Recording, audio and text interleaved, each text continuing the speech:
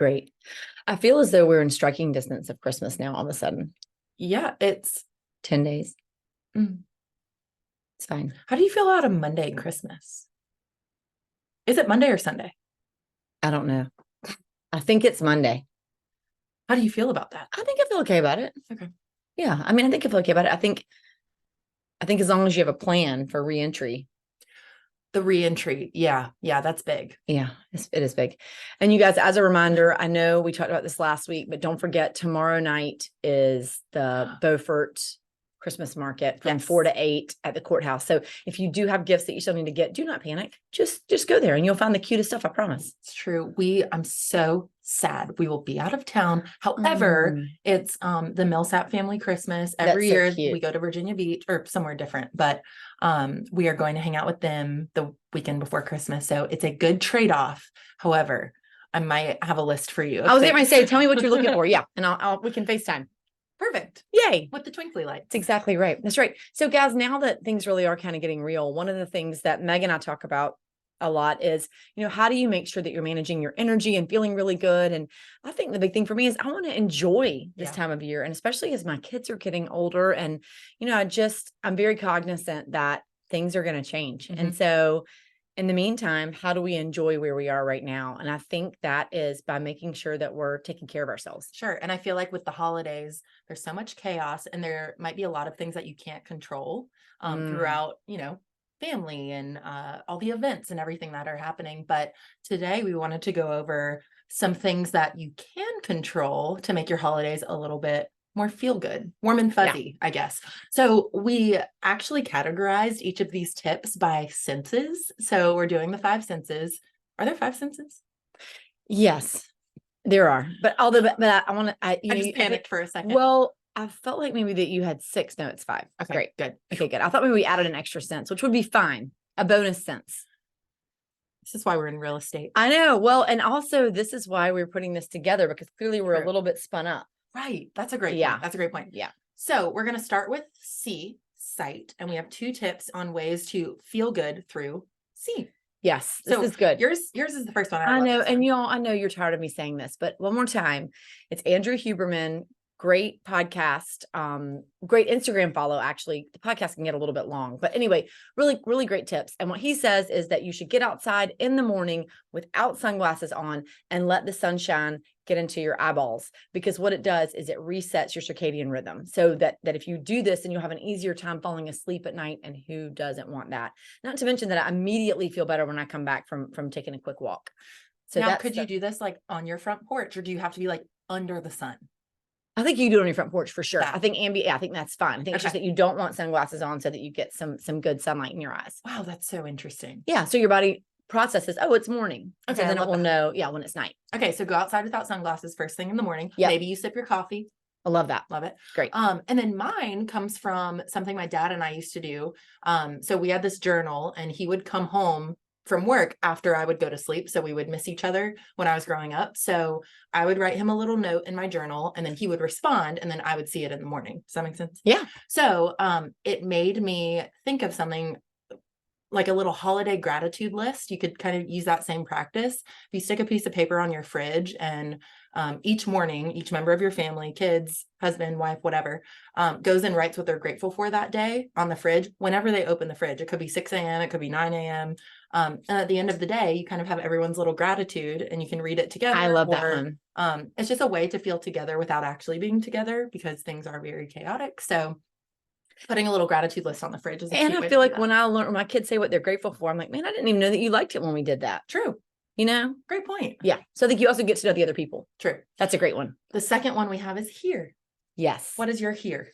So I think my here, several books that I really like to listen to. And I think this time of year, the Shauna Nyquist book, Present Over Perfect. I was actually with some college friends recently and talking about that book. It just is so good. I put off reading it for a long time because I thought it was going to make me feel bad about not being more present than I am. I really did. Isn't that terrible? But it's just such a gift. It's so wonderful. And then another book that I really like is The Universe Has Your Back by Gabby Bernstein. So good. That is a pretty, it's out there. I mean, it's pretty crunchy. it's a It pretty is crunchy. yeah. So I mean, It's maybe technical crunch. yeah, it is. I mean, so if if you're not, you kind of got just go into that one with eyes wide open. But those are two books that I really think are great to just listen to when you get in the car or just plug into this time of year. I love that one. Yeah. And then my here is a podcast by Jay Shetty. It's called On Purpose. He also has a book, several books. But I just really love listening to him. His accent is very soothing. It's dreamy. He has some great guests on, and the topics that he talks about are deep, but in a positive way, if that makes sense. You always feel kind of enlightened after you listen to an episode. Yeah, I think he's very like mindset driven, reflective. Because he lived in a monastery for a while, or was he was a a monk? Yeah. Okay. Yeah, he has an interesting story, so that's always a good listen. Yeah. Okay, that's great. Good. So taste. Yeah. Y'all, okay.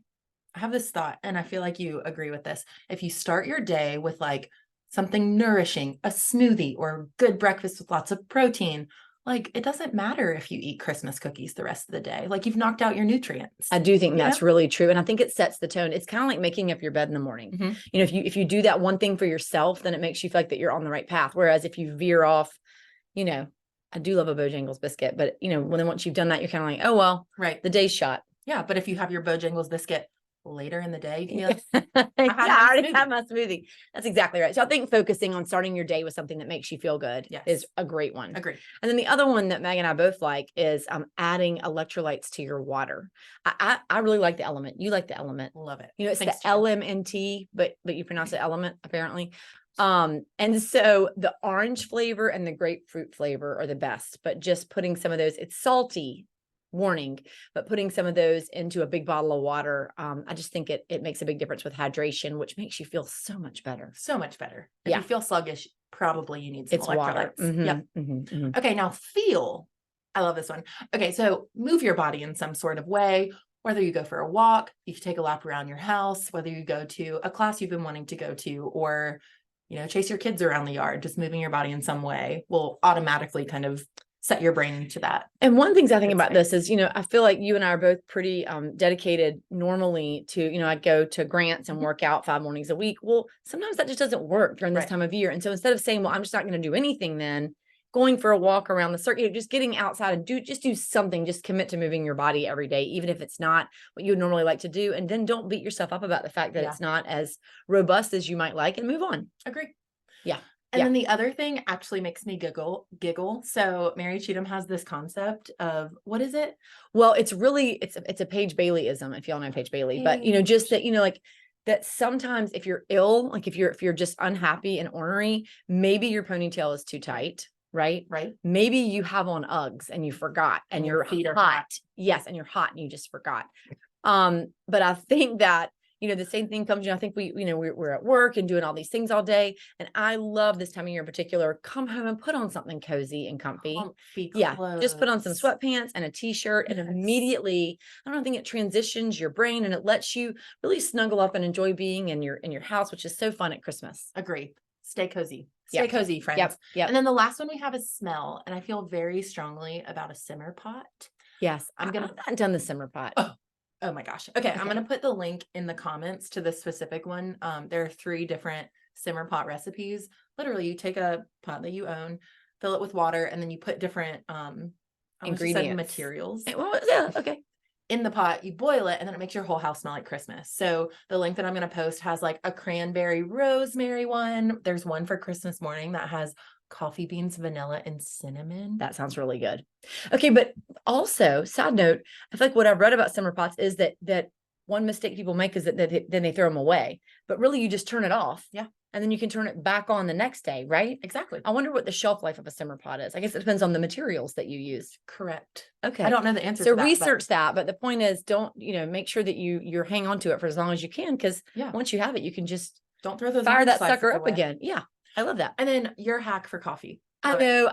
I just put a little bit of cinnamon in my coffee, and I especially love that during the holidays. Just the smell of it. It doesn't change the taste all that much, but just the smell of it makes me feel festive. I love it. I love it. So y'all, we hope one of those tips at least makes it into your brain this holiday season.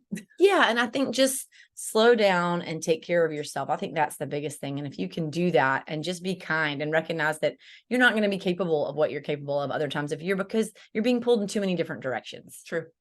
I love that. Yeah. I think all of these are saving my life. Do you have something specific that's saving yours? I think all of those. And then also, I just love getting Christmas cards. I love that. And you've gotten some Christmas cards that say the future Mr. and Ms. Millsap. I love that. I definitely teared up at the mailbox. I was like, that's me. I know.